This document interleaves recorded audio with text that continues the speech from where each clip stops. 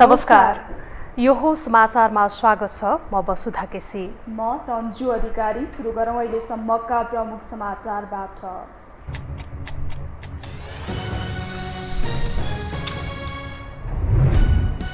लामो रस्ता कसेपछि केही नेपाल ऐन संशोधन गर्न बनेको विधेयक संसदमा टेबल। राप्रपा र रासोपा झुकिँदा सभामुखलाई शास्ति, मेटरबाजीलाई दण्ड दिने बाटो खुल्दै। सदन प्रधान न्यायाधीशको जोड, कुल 89 न्यायाधीश पद रिक्त। राजनैतिक भागभन्दा नमिल्दा अन्यल झनै बढ्यो। सहकारी पीडित एकीकृत हुँदै सडक आन्दोलनमा, रकम फिर्ता गराउन सरकारले पहल नगरेकोमा गुनासो। श्रमिकलाई फर्काइएको भन्दै म्यानपावर व्यवसायी आन्दोलित। पेट्रोलमा स्वचालित मूल्य प्रणाली लागू भएसँगै मूल्य घट्यो। खाना पकाउने ग्यासमा 10 र पेट्रोलमा 6 रुपियाँ मूल्य घट्दा उपभोक्तालाई राहत। र अमेरिकामा अत्याधिक गर्मीले 11 करोड मानिस प्रभावित। बाढी पहिरोमा परि दक्षिण कोरियामा मृत्यु हुनेको संख्या 26 पुग्यो। दर्जनौं बेपत्ताको खोजी जारी।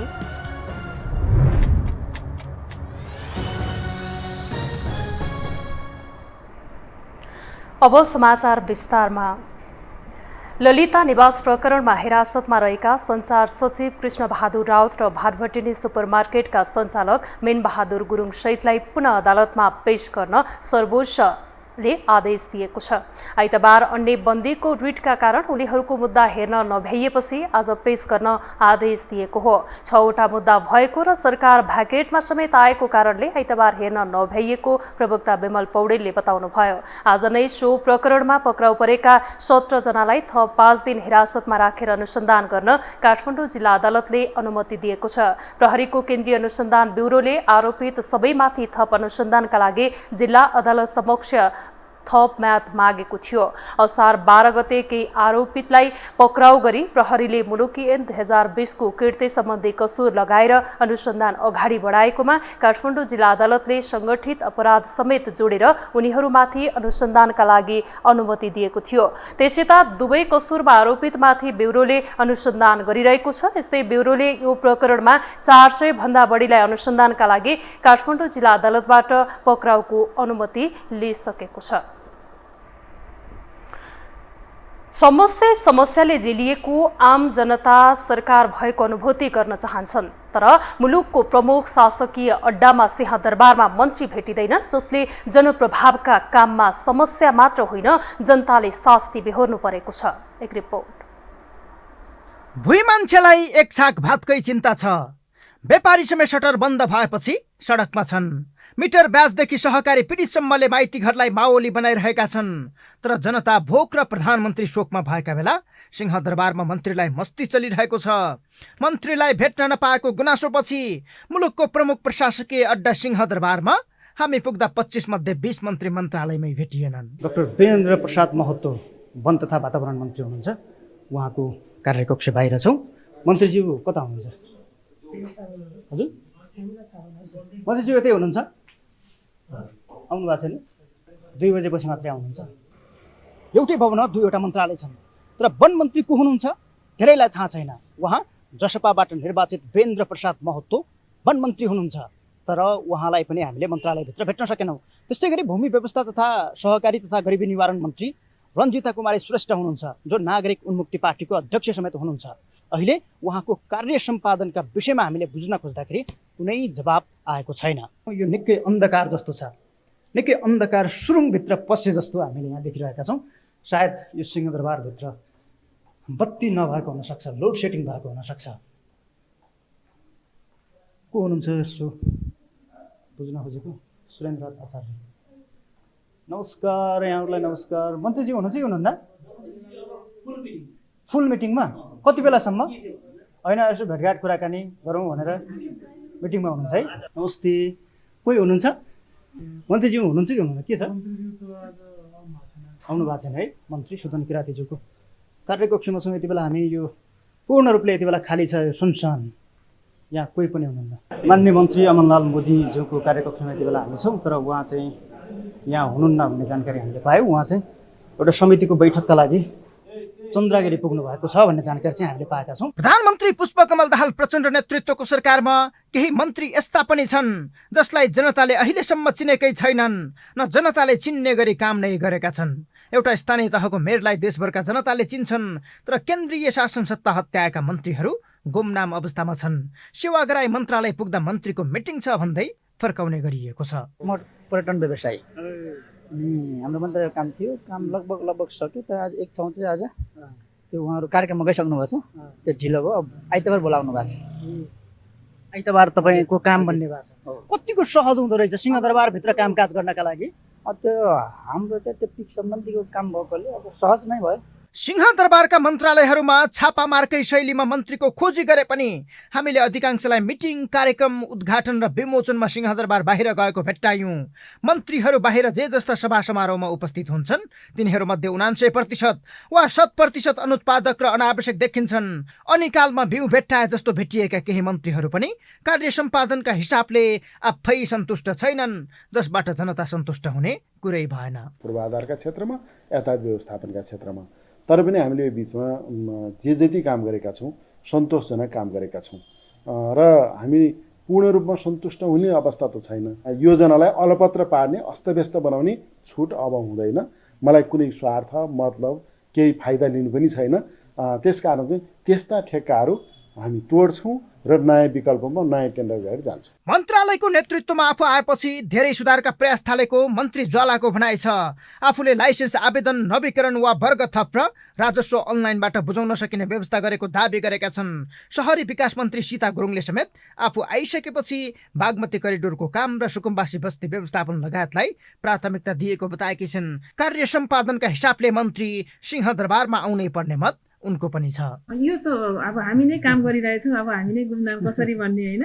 त्यो हिसाबले अहिले चाहिँ हामी रिजल्टमा फोकस हुनु पर्यो, प्रचारमा फोकस हुने कुरा पनि काम गर्दै जाँदा भइएछ भने ठिकै छ। होइन भनेदेखि चाहिँ हाम्रो प्रायोरिटी भनेको प्रचार मात्रै पनि होइन, हामी चाहिँ काम रिजल्ट नै ओरिएन्टेड हुनुपर्छ। त अहिले सिंहदरबारमा धेरैजना मन्त्रीहरू चाहिँ भेटिनु भएन, तपाईँ कार्यकक्षमै हुनुहुन्छ। कार्य सम्पादन गर्नका लागि कार्यालयमै आउनुपर्ने बाध्यता तपाईँलाई चाहिँ कतिको लाग्छ? मलाई चाहिँ आउनु जरुरी छ, किनभने हाम्रो अफिसियली काम गर्नको निम्ति कार्यालयमै आएर गर्नु पर्यो। पहिला चुनाव हुँदा मन्त्रीहरू गाउँ फर्किन्थे र सिंहदरबार खाली हुन्थ्यो। अहिले न चुनाव छ न कुनै पर्व चलिरहेको छ, तैपनि मन्त्रीलाई सिंहदरबारभित्र भेट्न मुस्किल देखिन्छ, जसको असर प्रत्यक्ष रूपले कार्य सम्पादनमा परेको छ। अर्थमन्त्री प्रकाशरण महतले ल्याएको बजेट नै विवादको केन्द्रमा छ। 17 पटक मन्त्री भए पनि श्रम मन्त्री शरद सिंह भण्डारी गुमनाम चाहिँ हराएका छन्। मन्त्री भएर स्याम्पेन फोड्ने भन्दा अर्को उपलब्धि उनको छैन। शिक्षा मन्त्री कुन्दुलो मछिरे अत्तो पत्तो छैन। पछिल्लो समय 2 प्रकरणका फाइल खोलेपछि गृहमन्त्री नारायण काजी श्रेष्ठ चर्चामा छन्। तथापि विज्ञहरू कुनै पनि मन्त्रीबाट चित्त बुझ्दो कार्य सम्पादन नभएको भन्दै आलोचना गरिरहेका छन्। केही मन्त्रीलाई छाडेर धेरै मन्त्रालयको कार्य सम्पादन सन्तोषजनक छैन। उहाँहरूले राम्रो पर्फर्मेन्स गरिराख्नु भएको छैन। शैक्षणिक योग्यताको हिसाबले उहाँहरू दोयम हुनुहुन्न। अब त्यसमा समस्या केही छ भने अब कमन सेन्सको समस्या भयो कि होइन, र कर्मचारी तन्त्र त जो आए पनि यही हो। निहत्था जनतालाई सपना र विकासको पोको देखाउँदै सांसदको अबिर जात्रा गरी मन्त्री बन्दा स्याम्पेन फोडेकाहरूको मन्त्रालयमै अहिले सन्नाटा छ। हिजो जङ्गलमा बन्दुक पड्काएकादेखि सडकमा चप्पल पड्काएकासम्म मन्त्री बनेका छन्। आफ्नै विगत सम्झिएर अलिकति मात्रै भए पनि जनताका पक्षमा काम गरिदिने हो भने आधाउधी समस्या यसै समाधान हुन्थे। तर आफ्नै विगत बिर्सिएर शान शौकतमा रमाइरहेका उनीहरूले जनताको हविगत के सम्झिन्थे? यो हो टेलिभिजनका लागि सन्तोष विके थापा, काठमाडौँ। निष्पक्ष भएर काजमा लाग्नुपर्ने सरकारी कर्मचारी पार्टीको झण्डामुनि बस्दा आम नागरिकले सुस्त सेवाको महसुस गर्न पाइरहेका छैनन्।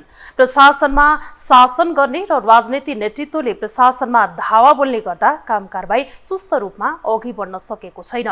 स्थायी सरकार र नेतृत्व दुवैले आफ्नो धर्म छोड्दा टसलको अवस्था बनेको छ। एक रिपोर्ट। मन्त्रीको ताजा र खुला दिमाग तथा प्रशासकहरूको अनुभव र ज्ञानको मिश्रणबाट देशमा शासन व्यवस्थाको मूल्याङ्कन गरिन्छ। संविधान र कानुन अनुसार राजनीतिक नेतृत्वले दिएको आदेश कर्मचारीहरूले पालना गर्नै पर्छ र यो उसको दायित्व पनि हो। त्यस्तै राजनीतिकर्मीले पनि आफूले बनाइसकेको नीति कार्यान्वयनमा प्रशासकलाई स्वतन्त्रता दिनुपर्छ। तर विडम्बना नै भन्नुपर्छ, नेपालमा यी दुवै कुराको अभ्यास भएको देख्न पाइँदैन। कारण त उत्कृष्ट शासन व्यवस्थाको बावजुद पनि देश अझै विकास र समृद्धिको रेसमा वर्षौं पछि छ। सामान्यतः कर्मचारीले राजनीति गर्न नहुने हो, तर नेपालमा बजेट बनाउन नै नायब सुब्बाको प्रत्यक्ष संलग्नता हुन्छ। जनार्दन शर्मा अर्थमन्त्री हुँदा करमा हेरफेर गर्नकै लागि पूर्वनासु रघुनाथ घिमिरे संलग्न भएका थिए भने 2080-81 को बजेट निर्माणमा पनि पूर्वनासु रामकृष्ण श्रेष्ठको संलग्नता देखिँदा अर्थमन्त्री प्रकाश शरण महत विवादित र आलोचित पात्र बने। यस्तै संस्कृति पर्यटन तथा नागरिक उड्डयन मन्त्री सुदन किराँती र नेपाल नागरिक उड्डयन प्राधिकरणका महानिर्देशक प्रदीप अधिकारी बीचको विवादले नेपाली राजनीति नै तरङ्गित छ। स्वास्थ्य तथा जनसङ्ख्या मन्त्री मोहन बहादुर बस्नेत पनि कर्मचारी तन्त्रले आजित बनेका छन्, जसका कारण देश हितमा केही गर्न अघि बढेका मन्त्रीहरूलाई पनि सफल हुन नदिने आरोप कर्मचारीमाथि लाग्ने गरेको छ। हामी यो जिल्ला जाँदै जाएनौँ, हामी यो मान्दैनौँ। एकछिनले मान्यौँ, डोल्पाको मान्छे काठमाडौँमा आएर चाहिँ 10 वर्ष बसिसक्यो, उही गयो भइहाल्यो नि त। के अरे भन्दा यहाँ चाहिँ छोराछोरी पढाउन हालेको छ अरे, यहाँ यसो गरेको छ अरे, हामीलाई अप्ठ्यारो हुन्छ अरे, यो त्यो। अब जनताको सेवामा हामी दिन सकिरहेको छैनौँ, यहाँ यो भनेर पाइन्छ त? सबैलाई राजधानी चाहिएको छ, सबै मन्त्रीजीहरूको आफन्त पर्छ, सबैले चाहिँ सिफारिस गर्छ। त्यस कारणले यो बेठिटीलाई हटाउनका लागि मैले यसमा चाहिँ अत्यन्तै जोखिमताका साथ मैले धेरै रिस्क ल्याएको छु। फोन आउन थाल्यो, आत्महत्या गर्छु भनेर सचिवहरू हात थर्काउँछन्, त्यसपछि अरू प्रशासनमा हात थर्काउँछन्। स्थायी सरकार अर्थात् कर्मचारी तन्त्र जसको सहयोग बिना सुशासन असम्भव छ। तर राजनीतिकर्मीले नै प्रशासनमा हस्तक्षेप गर्दा प्रशासक पनि चुस्त हुन सकेको छैन। नेतृत्वमा बसेर पनि कर्मचारीलाई कजाउन नसक्दा मन्त्रीको आलोचना हुने गरेको छ। दक्षताका आधारमा भन्दा पनि दलगत व्यक्तिलाई प्रशासनमा भर्ती गर्दा समस्याको सिर्जना हुने गरेको छ। निष्पक्ष भएर वृत्ति विकासमा लाग्नुपर्ने कर्मचारी पार्टीको झण्डामा प्रशासनमा शासन चलाइरहेका छन्। न्याय क्षेत्रमा चाहिँ विज्ञता हासिल गरेका विश्वासीय व्यक्तिहरू, जुन चाहिँ स्वच्छ न्याय दिन सक्ने व्यक्तिहरू, कुनै दलसँग आबद्ध नभएका व्यक्तिहरूलाई नियुक्त गर्न किन सकिँदैन? चाह्यो भने त सक्छ नि त, तर त्यो हामी गरिराखेका छन्। ती संयन्त्रहरू संवैधानिक परिषद हुन्, न्याय परिषद हुन्, अथवा चाहिँ अरू त्यो बाह्य नियुक्ति गर्ने संयन्त्रहरू हुन्, ती संयन्त्रहरूले जहिलेसुकै पार्टीगत हितका लागि काम गरिरहेका छन्।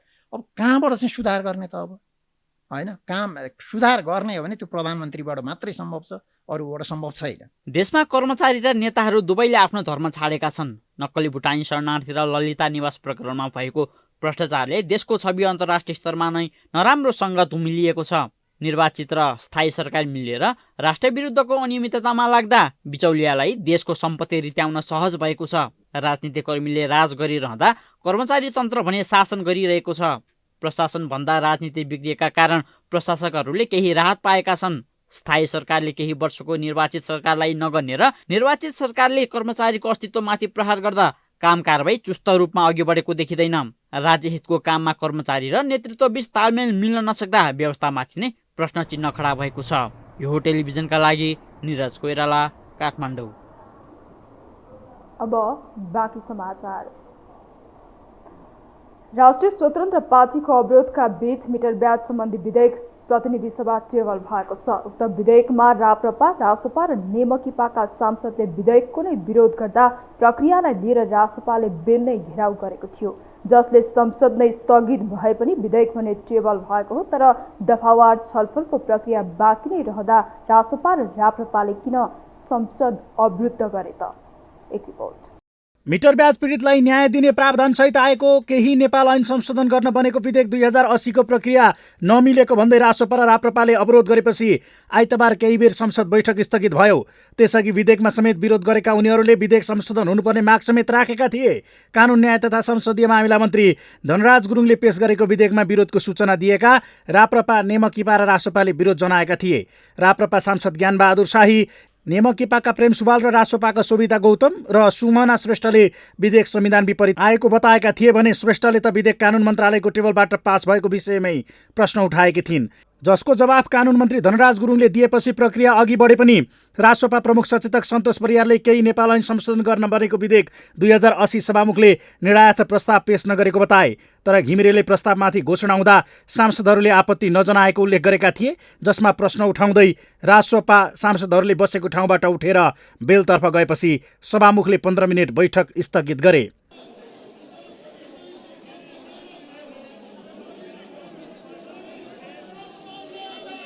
माननीय सदस्यहरू, अब यो बैठक आजै 15 मिनटपछि बस्ने गरी स्थगित हुन्छ। आखिर राष्ट्रपाले गरेको विरोध र सभामुखले गरेको दाबी के हो त? आइतबारको संसदमा केही नेपाल ऐन संशोधन गर्न बनेको विधेयक 2080 प्रस्तुत गर्ने कार्यसूची थियो, जुन विधेयक प्रचलित कानुन कार्यान्वयनका लागि कतिपय ऐनमा रहेका त्रुटिहरू समाधानका लागि ल्याइएको हो, जसमा यसअघि कुनै पनि राजनीतिक दल वा समूहलाई मूलधारमा ल्याउनका लागि नेपाल सरकार र त्यस्तो दल वा समूहबीच राजनीतिक सम्झौता भए सरकारवादी मुद्दाहरू फिर्ता लिन सकिने व्यवस्था गर्नका लागि कानुन संशोधन आवश्यक रहेको समेत उल्लेख थियो।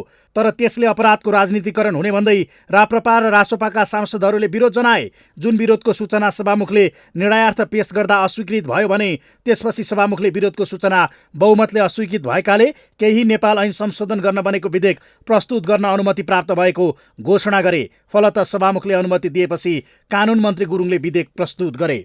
तत्काल सुधार गर्नुपर्ने अन्य विषयलाई समेत सम्बोधन गर्न आवश्यक व्यवस्था समावेश गरी केही नेपाल ऐनलाई संशोधन गर्न बनेको विधेयक सभा समक्ष प्रस्तुत गर्दछु। धन्यवाद। लगत्तै सभामुखले शिक्षा मन्त्री अशोक कुमार राईलाई राष्ट्रिय सभामा उत्पत्ति भएको नेपाल विश्वविद्यालय विधेयक 2080 माथि विचार गरियोस् भन्ने प्रस्ताव प्रस्तुत गर्न समय दिए।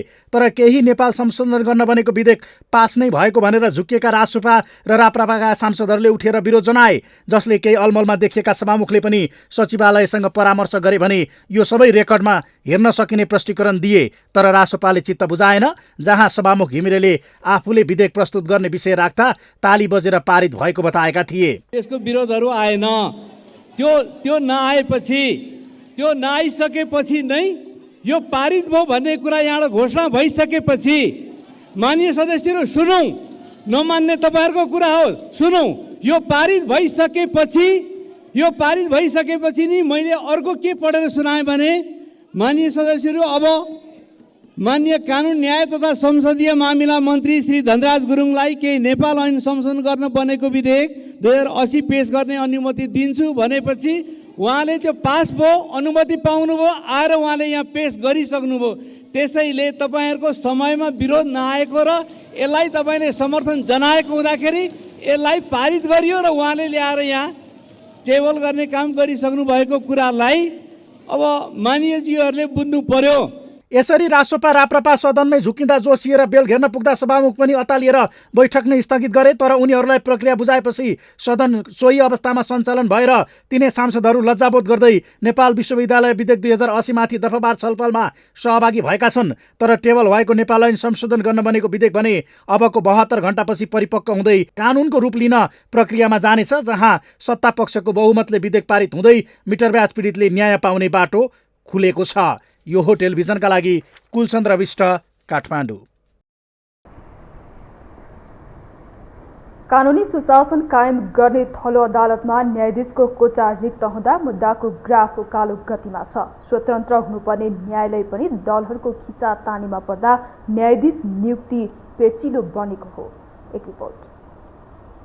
अन्यायमा परेकाहरू न्याय खोज्दै अदालतको ढोका चाहर्दै गर्दा अदालतकै हालत भने विचित्रको छ। विगत 1 महिनाभन्दा बढी समयदेखि न्याय परिषदको बैठक बस्न सकेको छैन भने प्रधान न्यायाधीश र कानुन मन्त्रीको जुङ्गाको लडाईका कारण तीनै तहका अदालतमा न्यायाधीश नियुक्ति प्रक्रिया अघि बढ्न सकेको छैन। न्याय परिषदले समयमै न्यायाधीश नियुक्त प्रक्रिया अगाडि बढाउन नसक्दा न्याय सम्पादनमा समेत समस्या आउँदै आएको छ। न्यायको सर्वोच्च निकाय सर्वोच्च अदालतमा मात्रै हाल 28,245 मुद्दा विचाराधीन छ। प्रधान न्यायाधीश सहित 21 जना न्यायाधीशको कोटा रहेको सर्वोच्च अदालत 16 जनाको भरमा चलिरहेको छ। सर्वोच्चमा हाल 5 जना न्यायाधीशको कोटा रिक्त हुँदा उच्च अदालतमा 45 र जिल्लामा 38 गरी 88 न्यायाधीश पद रिक्त छ। केही साताभित्रै अरू थप न्यायाधीशको पद पनि खाली हुने अवस्थामा छ। न्याय क्षेत्रको यस्तो हकीकत हुँदा समेत काया पलटै गर्छु भनेर मन्त्री भएका कानुन मन्त्री धनराज गुरुङ भने बल्ल न्यायाधीश नियुक्ति प्रक्रिया अघि बढाउने आश्वासन दिइरहेका छन्। विभिन्न अदालतहरूमा रिक्त रहेका न्यायाधीशहरूको पद पूर्ति समयमा गर्नको लागि न्याय परिषदको सदस्यको हैसियतले मैले आफ्नो तर्फबाट पहल तथा प्रयास गरिरहेको बेहोरा समेत जानकारी गराउन अनुरोध गर्न चाहन्छु। दण्डका लागि दण्ड होइन, न्यायका लागि कहिलेकाहीँ दण्ड पनि गर्नुपर्दछ र यस सन्दर्भमा निश्चित रूपमा न्यायको सहजीकरणका लागि न्यायलाई सहज पहुँच पुर्याउनका लागि सरकार तत्परता रहेको कुरा निवेदन गर्न चाहन्छु। 9 महिनासम्म कायम मुकायमको हैसियतमा रहेका प्रधान न्यायाधीश हरिकृष्ण कार्की प्रधान न्यायाधीशमा नियुक्त भएको बल्ल 1 महिना पुरा हुँदैछ। तर नियुक्ति अघि नै अवकाशको सूचना पाएका प्रधान न्यायाधीश कार्कीको कार्यकाल साउन 20 गते सकिँदैछ। पटक पटक प्रधान न्यायाधीशले पहल गर्दा पनि त्यसले सार्थकता पाउन सकेको छैन। जसले गर्दा प्रधान न्यायाधीश कार्कीले पनि यसमा आफूलाई असफल महसुस गर्न थालिसकेका छन्। न्यायाधीशको नियुक्ति चाहिँ समयमा गर्न सकेका छैनौँ। अब यो समयमा न्यायाधीश नियुक्ति नहुन सक्दाखेरिको स्थितिमा चाहिँ वास्तवमा धेरै नै अहिले समस्याहरू जस्तो उत्पन्न भइरहेका छन्।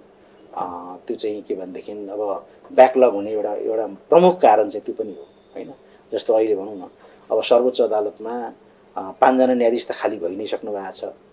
1 जना न्यायाधीश चाहिँ नि मतलब के भने अब आउने यही 2-3 गतेतिर 3 गतेदेखि नै चाहिँ मतलब के भने रिटायर हुँदै हुनुहुन्छ।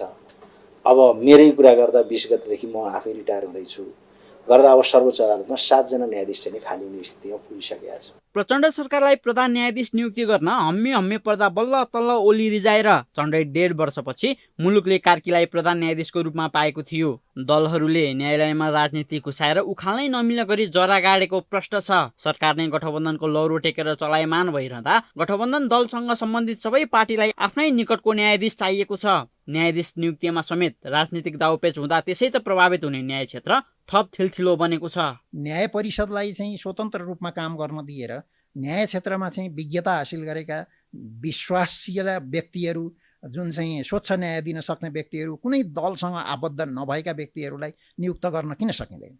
चाह्यो भने त सक्छ नि त, तर त्यो हामी गरिरहेका छौँ। प्रधान न्यायाधीश कार्की आफ्नै पालामा न्यायाधीश नियुक्ति गरेर बाहिरिन चाहन्छन्, तर कानुन मन्त्री गुरुङको कार्यशैली हेर्दा कार्कीको अवकाशपछि मात्रै न्यायाधीश नियुक्तिको पक्षमा देखिन्छन्। मन्त्री गुरुङले कार्यव्यस्तता देखाएर न्याय परिषदको बैठक बस्न ढिलाइ गरिरहेका छन्। राजनीतिक लेनदेन र नियुक्ति प्रक्रियाको बेमेलका कारण न्याय परिषदको बैठक जेठ 21 देखि बस्न सकेको छैन। दलहरूको चेपुवामा न्यायालय पर्दा न्यायाधीश नियुक्ति पेचिलो बनेको छ भने जनताले पाउने सेवा समयमा पाएका छैनन्। न्यायालयमा न्यायाधीशको पद रिक्त हुँदै गर्दा यता पछिल्लो समय अदालतमा दर्ता हुने मुद्दाको ग्राफ पनि उकालो लाग्दछ।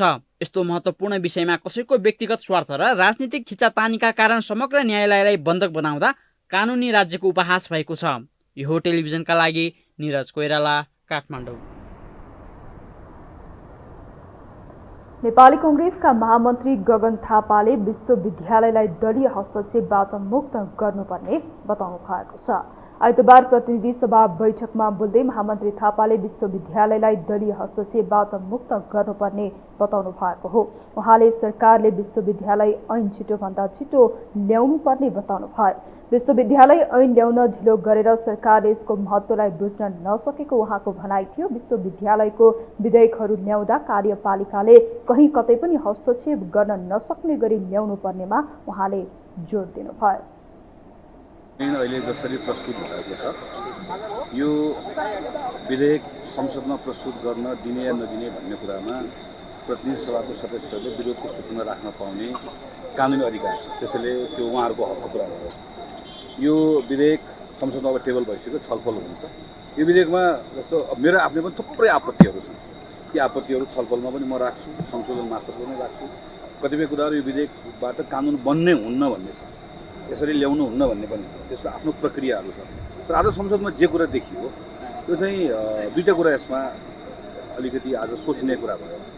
एउटा, राष्ट्रिय स्वतन्त्र पार्टी, राष्ट्रिय प्रजातन्त्र पार्टीका मान्य सदस्यहरूले विरोधको सूचना राख्नुभयो र उहाँले मत विभाजन माग्नुहुन्छ भन्ने कुराको पूर्व सूचना थियो।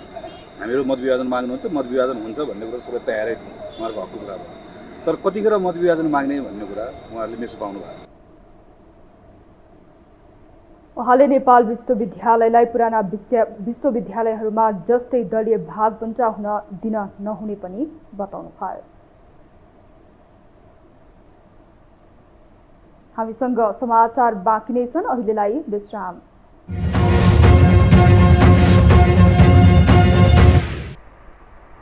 विश्रामपछि स्वागत छ। अब बाँकी समाचार।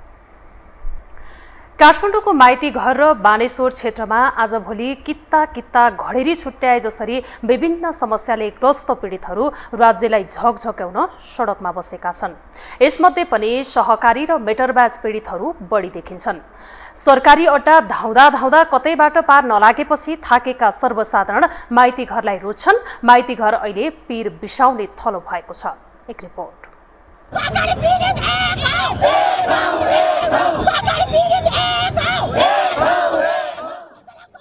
बानेश्वरको कोलाहाल यो भिडमा सर्भाइभल कलरको सहारामा मुन्टो थिग्र्याएर बसेका यी रामेछापका लोकबहादुर बुढाथोकी हुन्। उमेरले 56 वर्षको भए। सहकारीका माफियाहरूले भयभरको बचत रकम कुम्ल्याएर हिँडेपछि निद छिनिएका उनी जेठ 20 गतेदेखि सडकमै छन्। उनी आफूले बचत गरेको रकम फिर्ता पाउने आशाको पोको बोकेर सरकारी अड्डा अदालत र प्रहरी कार्यालय पनि पुगे, तर कतैबाट पार नलागेपछि सडक रोजेका छन्।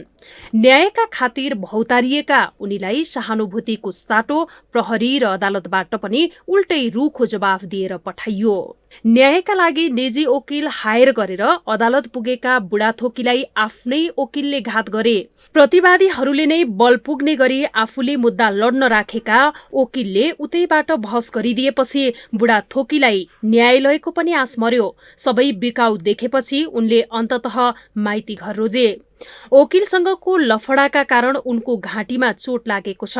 बुढेसकालको उमेरमा गाडी चलाएर कमाएको सम्पत्ति सबै सहकारीले झ्वाम पारेर फरार भएपछि उनी मानसिक रूपमा पीडित छन्।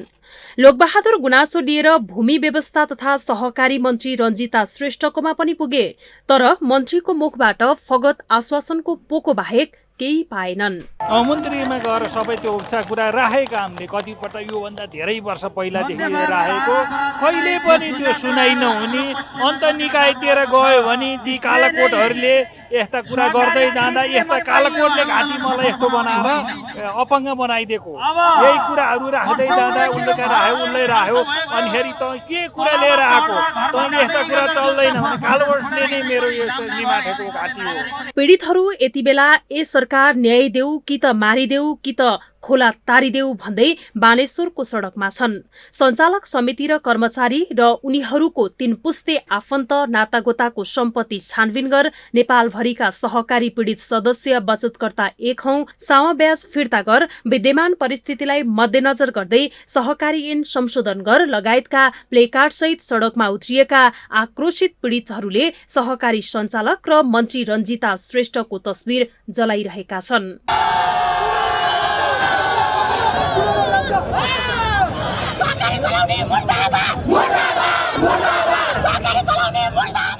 आजभोलि सहकारीको ठगी धन्दा नौलो होइन। पहिले पनि ठगी धन्दा चलेकै थियो, पछिल्लो समय झन बढी मौलाउँदै गएको छ। सहकारी खोल्ने, जनता ठग्ने अनि आफूलाई पुग्ने पैसा कुम्ल्याएपछि कुलेलाम ठोक्ने सहकारी सञ्चालकहरूको लिस्ट लामै छ। सहकारीमा राखेको रकम फिर्ता पाउनु निक्षेपकर्ताको लागि फलामको चिउरा चपाउनु सरह भइरहेको छ। सहकारीबाट ठगिने यो भिडमा देखिएकी यी आछामकी धनी गैरी हुन्। उमेरले 70 यिनको नाम धनी भए पनि सहकारीले गरिब कंगाल बनाएको छ। बुढेसकालको उमेरमा सरकारले औषधि खान दिएको धेरै थोरै वृद्ध भत्ताको रकम पनि सहकारीमा जम्मा गरेकी थिइन्, तर अहिले सञ्चालक नै फरार भएपछि यिनी पनि आन्दोलनको लाइनमा छिन्। त्यो एकल महिनाको पैसा आउँथ्यो, त्यही जम्मा गरेको सरकारले दिनुपर्छ। अब काठमाडौँको सारा सिडिओमा जाँदाखेरि केही पनि अनकारी भएन, पैसा पाएन, अनि अब अहिले चाहिँ सरकारले दिनुपर्छ, सरकारले दिलाउनु पर्छ। अदालतमा मुद्दा गयो, अदालतबाट अब माथि नै सरकारमा गएको छ मुद्दा, सरकारले दिन्छ भनेका छन्। अब हो कि होइन बा? तालुक निकायको मौनता र स्पष्ट कानून अभावमा सहकारी र मिटर ब्याज चलाउने माफियाहरूले उन्मुक्ति पाइरहेका छन्, जसका कारण सर्वसाधारण आफ्नै पैसा उठाउन भोकै तिर्खै सडकमा रुवाबासी गर्दै आन्दोलनमा छन्। निक्षेपकर्ताको करोडौं रकम कुम्ल्याएका केही सहकारीका साउ महाराजनहरू लापत्ता छन् भने केही अहिले प्रहरीको खोरमा पुगेका छन्।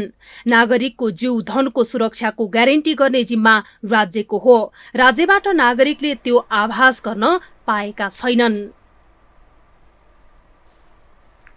वैदेशिक रोजगारीमा जान लागेका श्रमिकलाई फर्काइएको विरोधमा अध्यागमन कार्यालय अगाडि प्रदर्शन गरिएको छ। संस्थागत रूपमा श्रम स्वीकृति लिएर रोजगारीमा कुवेत, जोर्डन लगायतका देशहरूमा जान लागेका कामदारलाई त्रिभुवन अन्तर्राष्ट्रिय विमानस्थलमा रहेका अध्यागमन कार्यालयले बिना कारण कामदारहरू फर्काइरहेको भन्दै वैदेशिक रोजगार व्यवसायी संघले विरोध प्रदर्शन गरेको हो। नेपाल वैदेशिक रोजगार व्यवसायी संघका अध्यक्ष राजेन्द्र भण्डारीले बिना कारण अध्यागमन विभागले कामदार विदेश जानबाट रोकेका कारण विरोध गर्नु परेको बताउनुभयो।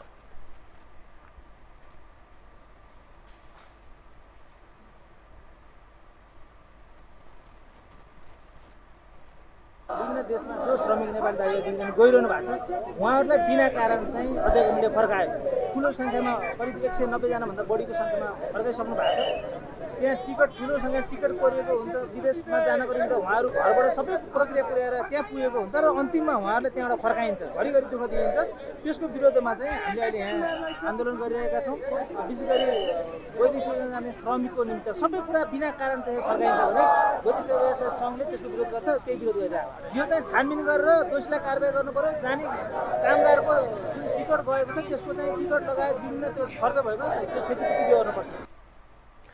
उनीहरूले अध्यागमनका महानिर्देशकको राजीनामा समेत माग गरेका छन्।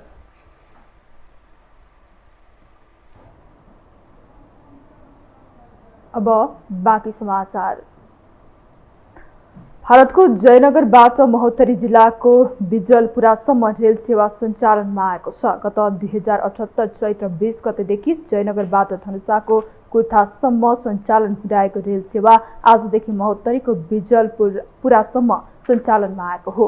कुर्थाबाट बिजलपुरासम्मका निर्माण कार्य सम्पन्न भएको रेलवे ट्र्याक गत जेठ 18 गते भारतीय रेलवे कम्पनी इर्कन इन्टरनेसनल कम्पनीले नेपाल रेलवे कम्पनीलाई हस्तान्तरण गरेको थियो। जयनगर बर्दिवास रेलमार्ग अन्तर्गत धनुषाको कुर्थाबाट महोत्तरीको बिजलपुरासम्म 17 किलोमिटर ब्रोडगेज रेलमार्ग निर्माण कार्य सम्पन्न भएसँगै बिजलपुरासम्म आजदेखि रेल सञ्चालनमा आएको हो। उक्त रेलको उद्घाटन गर्दै भौतिक पूर्वाधार तथा यातायात मन्त्री प्रकाश चलाले यात्रुवाहक मात्रै नभएर चाँडै कार्गो रेल सेवा सञ्चालनमा ल्याउने बताउनुभयो। खण्डमा पनि हामीले चाहिँ प्रक्रिया अगाडि बढाइसकेका छौँ। छिटोभन्दा छिटो कार्गो सेवा हामी सुरु गर्दैछौँ। यही मञ्चमा यही समारोहमा म यहाँहरूसँग यो कुराको पनि आग्रह र अनुरोध गर्न चाहन्छु। रेल सेवा सञ्चालन भएको ठाउँमा अब हामी ब्रोडगेज रेल सेवा सञ्चालन गर्दैछौँ। यसले यातायात क्षेत्रमा एउटा ब्रेक थ्रु गर्नेछ। एक किसिमको चाहिँ छलाङको रूपमा चाहिँ यो रेल सेवालाई हामीले लिनेछौँ। एउटा निकै ठुलो प्रगतिको रूपमा हामीले यो आज शुभारम्भ हुने रेल सेवालाई हामीले लिने गरेका छौँ। नेपाल रेलवे कम्पनीका महाप्रबन्धक निरञ्जन कुमार झाले अब कुर्थाबाट बिजलापुरासम्म दैनिक एक पटक रेल सञ्चालन गरिने बताउनुभयो। उहाँले दैनिक सेवा प्रवाह गरिने भन्दै त्यसबाट बिजलपुरा जनकपुर क्षेत्रको सामाजिक आर्थिक क्षेत्रमा ठूलो परिवर्तन गर्ने बताउनुभयो। भारत सरकारले जो ग्रान्डमा बनाइदिएको रेलवे इन्फ्रास्ट्रक्चर जसमा हामी आज रेल सञ्चालन गर्न लागेका छौँ त्यसको लागि इन्डियन एम्बेसी मार्फत भारत सरकारलाई मुरी धन्यवाद दिन चाहन्छु र खास गरेर आजको यो उद्घाटन कार्यक्रम औपचारिकता मात्रै होइन भोलिको दिनदेखि नियमित रूपमा यहाँबाट सेवा पनि हामीले प्रवाह गर्नेछौँ। कुर्थाबाट जयनगर कुर्था 35 किलोमिटर रेलवे मार्गमा अहिले दैनिक 2 पटक आउने र 2 पटक जाने गरेको छ। जयनगरबाट कुर्थासम्म कुर्था, परवाह, बैदेही, महिनाथपुर र खजुरी, इनरवा र जयनगर छन् भने अब विजयपुरासम्म थप 2 हल्ट र 2 स्टेसन थपिएका छन्।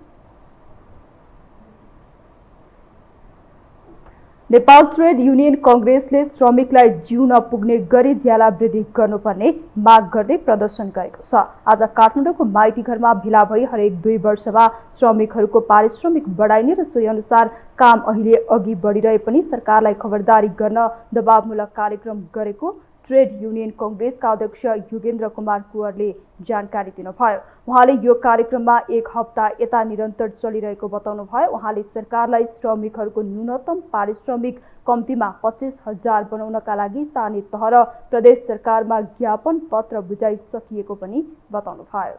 वर्ष हो, प्रत्येक 2 वर्षमा वृद्धि हुन्छ र यतिखेर यसको प्रक्रियाहरू अगाडि बढिरहेको छ र सरकारलाई र रोजगारदाताहरूलाई ध्यानाकर्षण गराउनको लागि र एउटा जिउन पुग्ने ज्याला निर्धारण गर्नुको लागि एउटा खबरदारीको रूपमा हामीले यो दबाव कार्यक्रमहरू अगाडि बढाइरहेका छौँ। हामी यो एभरेस्ट होटेलको अगाडि बानेश्वरसम्म जान्छौँ र त्यहाँ गएर हाम्रो र्यालीलाई हामी समापन गर्छौँ र त्यसपछि हामी गएर नेतृत्वका साथीहरू गएर हाम्रो श्रम मन्त्रीज्यूलाई ज्ञापन पत्र बुझाउँछौँ र र यो कार्यक्रम हाम्रो अस्ति त्यो हप्ताभरि चलिरहेको छ। हामीले जिल्ला स्तरमा बुझाइसकेका छौँ, प्रदेश स्तरमा बुझाएका छौँ र यो अब हाम्रो केन्द्रीय राष्ट्रिय स्तरमा आज हामी बुझाउने कार्यक्रम छ। उनीहरूले श्रमिकको न्यूनतम पारिश्रमिक 25,000 कायम गर्न, योगदानमा आधारित सामाजिक सुरक्षा अनिवार्य लागू गर्न सरकारलाई दबाब दिएका छन्। पछिल्लो समय काठमाडौँका गल्लीमा दैनिक जसो चोरी र लुटपाटका घटनाहरू बढिरहेका छन्। लुटेरा समूहले विशेषतः बिहानी पख मर्निङ वाकमा निस्केका महिला र बालबच्चा स्कुल पुर्याउन जाने अभिभावकलाई निशाना बनाएर लुटपाट मचाइरहेका छन्। दिनदहाडे घाँटीको सिक्री थुतेर भाग्ने यो समूहका केही व्यक्ति प्रहरी हिरासतमा समेत पुगेका छन्। एक रिपोर्ट। काठमाडौँ सहर हेर्दा लाग्छ रहर। कुनै बेला यो सहरको नाममा यही पाठ घुकाइन्थ्यो, तर अहिले यो वास्तविकता बदलिएको छ। हर कोहीलाई जोगिएर हिँड्न मुस्किल छ। पसल गएकी श्रीमती फर्किन्छन् कि फर्किनन्, मर्निङ वाक गएकी आमा लुटिएर पो आउँछिन् कि, यही त्रास र डर बोकेर यो सहरका मानिसहरू बाँचिरहेका छन्। गएको वैशाख 7 गते काठमाडौँको कपन स्थित सरस्वती नगरमा भाँडा पसल सञ्चालन गरिरहेकी निरा पाण्डे आचार्य निरुको दिनदहाडे हत्या भयो। उनको हत्याको आरोपमा झापा धुलाबारीका विनोद विक्रम पक्राउ परे। निराको हत्याको कारण अरू केही नभएर गलामा लगाएको एक ट्यान्द्रो सुनको सिक्री थियो। केही दिन अघि मर्निङ वाक हिँड्दै गरेका महिला आफ्नै घर छेउको गल्लीमा लुटिए। मोटरसाइकलमा आएका नकाबधारीले हेर्दा हेर्दै सिक्री थुतेर भागे। अहिले लुटेरा समूहले महिलालाई लक्षित गरेर सहरमा लुटपाट मचाइरहेका छन्। मर्निङ वाक मात्र होइन, दैनिक रूपमा बालबच्चा स्कुल पुर्याउने महिला पनि उनीहरूको निशानामा छन्। बच्चा स्कुल लिन वा पुर्याउन जाँदा अपराधिक मनोवृत्तिका लुटेरा समूहले रेकी गर्ने र आफूलाई पाएक पर्ने ठाउँमा गौडा ढुकेर लुटपाट मचाउने गरेका छन्। उनीहरूको निशानामा जो कमजोर छन् त्यही शिकार भइरहेका छन्। अब आफ्नोलाई लुक्न भाग्न सजिलो हुने हिसाबले र आफ्नो एरिया जुन एरियामा उसलाई फ्यामिलियर छ, त्यो अफेन्डर पनि आफ्नो जुन एरियामा फ्यामिलियर छ होइन, जहाँ त्यो एरिया रेकी गरे हुन्छ उनीहरूले निस्किने छिर्ने बाटो, निस्किने बाटो, त्यसपछि भाग्ने ठाउँ हेर्दाखेरि आफूलाई जुन ठाउँ चाहिँ उसलाई फिजिबल लाग्छ त्यो ठाउँलाई टार्गेट गरेको देखिएको छ। किनभने अब कुनै अब भनौँ न अब अस्ति यो टोखा भनौँ, अनि तपाईँ यो बुढाली कण्ठको यो साइडतिर, कोही चाहिँ यो पूर्वतिर पशुपतिको साइडतिर, त्यो साइडतिर होइन, कोही चाहिँ यहाँ तपाईँको काँडागारी साइडतिर त्यसरी देखिएको। बच्चाको हात पक्रिएर ल्याउन लैजाने गरिरहेका बेला लुटपाट गर्दा महिलाहरूले बच्चा छोडेर प्रतिवाद गर्न नसक्ने भएको हुँदा पनि लुटेरा समूहको निशानामा त्यस्ता महिला परिरहेका छन्। केही प्रतिनिधि घटना बाहिर आए पनि कतिपयले भने प्रहरीमा उजुरी नदिइकनै यसै मिनिच मारेर बसेका छन्। पछिल्लो समय मात्रै काठमाडौँ उपत्यका अपराध अनुसन्धान कार्यालयमा 2 दर्जन हाराहारीमा लुटिएको उजुरी परेको छ। यी उजुरीमा सबै महिला निशानामा छन्। त्यसमध्ये प्रहरीले 14वटा घटनाको सफल अनुसन्धान गरेको छ। रिपोर्ट अब अहिलेसम्म 14वटा इन्सिडेन्टको हामीले सफल अनुसन्धान गरिसकेका छौँ भनेपछि अब रिपोर्ट हजुरको त्यही मोर देन 50% हुने 20-22 रिपोर्ट छ। केही दिनदेखि दिनदहाडे भइरहेको लुटपाटको घटनालाई हेर्दा अब लुटेरा समूहबाट जोगिन गला ढाक्ने कपडाको प्रयोग, सल वा स्वेटर, हाइनेक जस्ता घाँटी छोपिने कपडा लगाउन र सचेत भएर हिँड्न प्रहरीले अनुरोध गरेको छ। लुटेराहरूले आफूलाई लुट्न र भाग्न सजिलो हुने क्षेत्रलाई टार्गेट बनाएर महिलाहरूलाई निशानामा बनाइरहेका छन्। प्रहरी अनुसन्धानले पशुपति, जयबागेश्वरी, टोखा, बुढानीलकण्ठ र काँडाघारी क्षेत्रलाई टार्गेट गरेर गिरोह सक्रिय रहेको देखाएको छ। यसमा 1 वा 2 भन्दा बढी व्यक्ति ठाउँ हेरेर लुटपाटमा सक्रिय छन्। लुटपाटमा सामेल केहीलाई प्रहरीले पक्राउ गरेर हिरासतमा हालेको छ। मूलत यी प्रतिनिधि घटनाले बुढी मरी भन्दा पनि काल पल्क्यो भन्ने चिन्ता थपेको छ। तसर्थ घर बाहिर निस्कँदा सावधानी अपनाऊ। अब पालो आर्थिक समाचारको।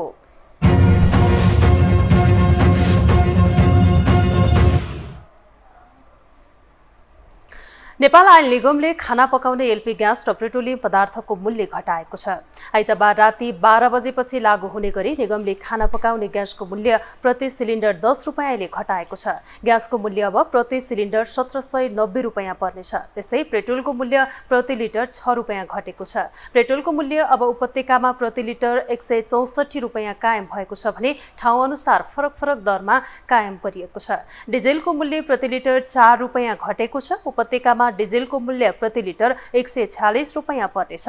यसैबीच निगमले पेट्रोलियम पदार्थमा स्वचालित मूल्य प्रणाली लागू गरेको छ। अब भारतबाट मूल्य बढेर आउँदा नेपालमा पनि मूल्य बढ्नेछ भने घटेर आउँदा घट्नेछ। भारतबाट 15 दिनमा इन्धनको मूल्य सूची आउँदछ। भारतीय आयल कर्पोरेसन आईओसीले 31 अर्ब बक्यौता रकम भुक्तानी गरेसँगै निगमले इन्धनको मूल्यमा स्वचालित प्रणाली लागू गरेको हो।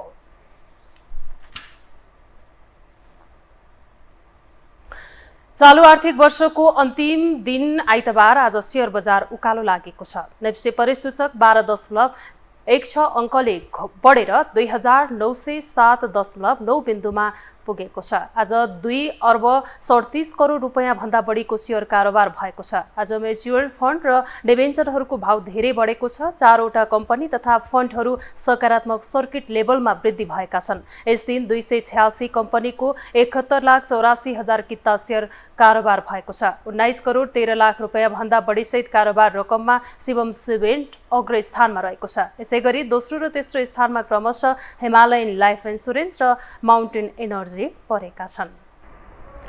अब पालो खेलकुद समाचारको।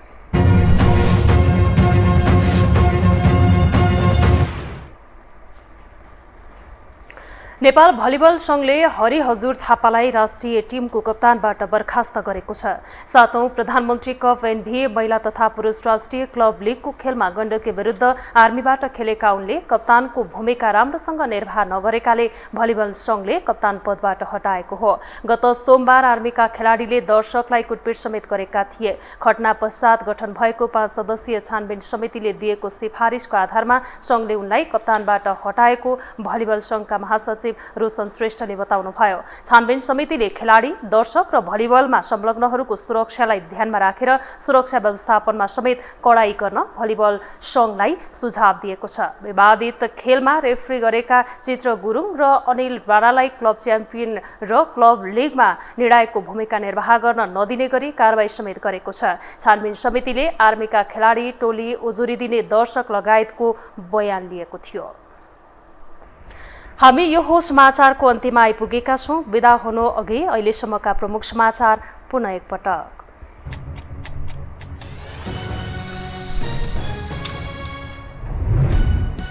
लामो रस्ता कस्सीपछि केही नेपाल ऐन संशोधन गर्न बनेको विधेयक संसदमा टेबल। राप्रपा र रासोपा झुकिँदा सभामुखलाई शास्ति, मेटरबाजीलाई दण्ड दिने बाटो खुल्दै। सदन प्रधान न्यायाधीशको जोड, कुल 89 न्यायाधीश पद रिक्त, राजनैतिक भागभन्दा नमिल्दा अन्यल झनै बढ्यो। सहकारी पीडित एकीकृत हुँदै सडक आन्दोलनमा, रकम फिर्ता गराउन सरकारले पहल नगरेकोमा गुनासो। श्रमिकलाई फर्काइएको भन्दै म्यानपावर व्यवसायी आन्दोलित। पेट्रोलमा स्वचालित मूल्य प्रणाली लागू भएसँगै मूल्य घट्यो। खाना पकाउने ग्यासमा 10 र पेट्रोलमा 6 रुपियाँ मूल्य घट्दा उपभोक्तालाई राहत। र अमेरिकामा अत्याधिक गर्मीले 11 करोड मानिस प्रभावित। बाढी पहिरोमा परि दक्षिण कोरियामा मृत्यु हुनेको संख्या 26 पुग्यो। दर्जनौं बेपत्ताको खोजी जारी।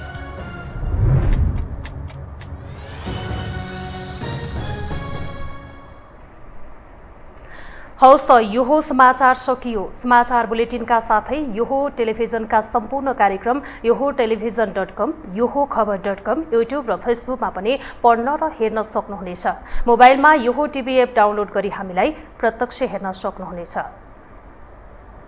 तथ्य सहितको निष्पक्ष समाचार तथा मनोरञ्जनका लागि हेर्दै रहनुहोला यो हो टेलिभिजन। नमस्कार।